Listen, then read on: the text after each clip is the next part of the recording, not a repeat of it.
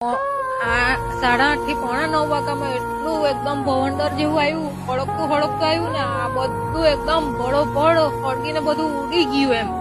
ને મારા છોકરાને ને મારા ધણીને એમ કરીને અમે તો છોકરાઓને બેડ પર લઈને લાવી રહ્યા. આ બાજુ દિવાલ પડી, આ બાજુ દિવાલ પડી. હવે ભગવાને અમે પ્રાર્થના કરી કે અમને બચાવો, હોય અમને કોઈ બી હિસાબે અમને બચાવો, પણ અમને લાગવા કે અમને કોઈ નુકસાન નહીં પહોંચ્યું, પણ અમે બચ્યા તો ખરા. પણ અમારી પાસે કોઈ રહ્યું નહીં સાહેબ, કોઈ અમારે પર સહાય બી નહીં મળે કે કોઈ. અમે સરકારી ઘેરમાં રહીએ, અમારે કોઈ લેવાનું નહીં મળે. અમારે પર અમે 150 રૂપિયા કામે જઈને મેં મારા છોકરાઓને ખવડાવું. મારા ધણીથી બી કઈક બનતું જ નથી, તે બી બીમાર છે, એટલે મેં તો એકલી જ છે, કોઈ નહીં મળે મારા પાછળ. એટલું ખરાબ પરિસ્થિતિમાં આવ્યું ને કે આપણી નજર બી નહીં પોગી શકે. એટલી ખરાબ પરિસ્થિતિમાં આવ્યું કે એટલા વિમાન કે હેલિકોપ્ટર 4-5 હોય ને એટલો અવાજ આવે, એકબીજાનો અવાજ પણ નહીં અમે સાંભળી શકીએ. છોકરાઓને અમે